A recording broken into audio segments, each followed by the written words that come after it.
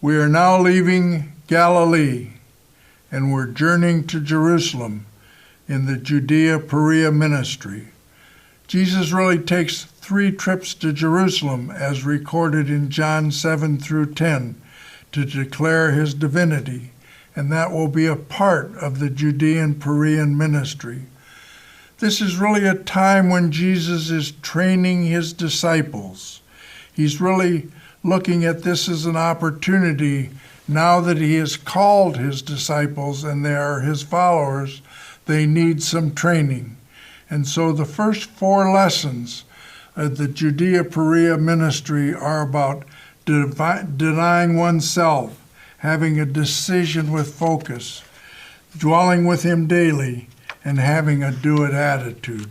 Let me talk about the idea of denying oneself. Jesus, in the book of Luke, where the Judea Perea ministry is largely told in the Luke travelogue from Luke 9 to 19, he starts out with the whole idea of helping disciples to realize they have to deny themselves. He talks about not looking back, but putting your hand to the plow and becoming his disciple. He talks about the whole idea of not going forward to a family funeral, but to first focus on being a part of denying oneself and allowing Jesus to be at the center of a disciple's life. And so the first lesson is a lot about wherever Jesus is, that you don't have to worry about your material blessings, because he will take care of our material blessings. We are to really focus on being followers of Jesus Christ. And then the second idea is a decision with focus. The idea of the person who filled his barns, feeling that he was preparing for having his barns filled. But Jesus would say, but tomorrow God will take your life and these barns will be filled. So we're not to worry about accumulating material blessings, but we're to worry and serve Jesus daily. So when we have a decision with focus, we learn to not necessarily focus on the material things in life, but we need to focus on loving people near us and learning to helping them to learn more about Jesus Christ. And that is what a decision with focus is about, and Jesus is trying to train his disciples. The next thought is a Nike thought: do it. The story of the Good Samaritan, which is such an important story, is a story that Jesus used. He used many parables in this period of his ministry to train people.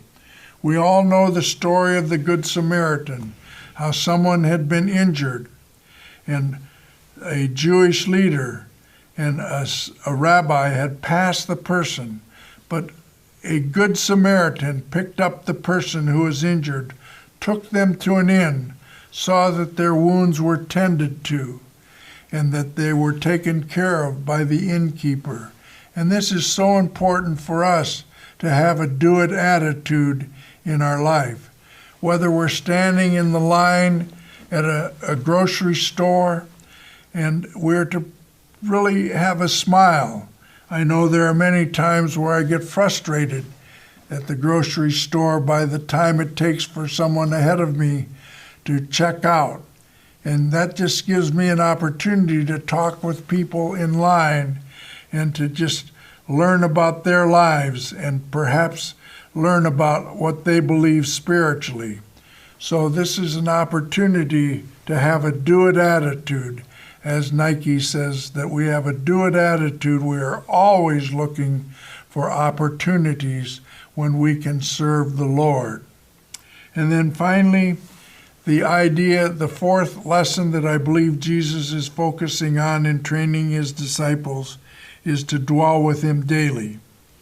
In the book of Luke, around 17, we're told people are saying, well, where will you be? Where can we find you? And Jesus would say, dwell with me daily. Don't look for me here or there, but dwell with me and dwell in the scriptures and dwell in learning about me. So disciples are to have a do-it attitude.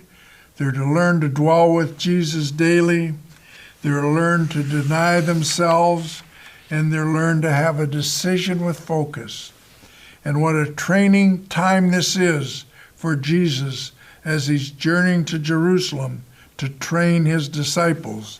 Because in the great Galilean ministry, that was an opportunity for Jesus to call his disciples and to say, come follow me.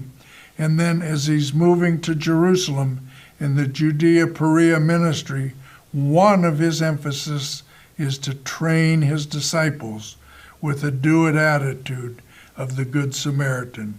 How great thou art. Amen.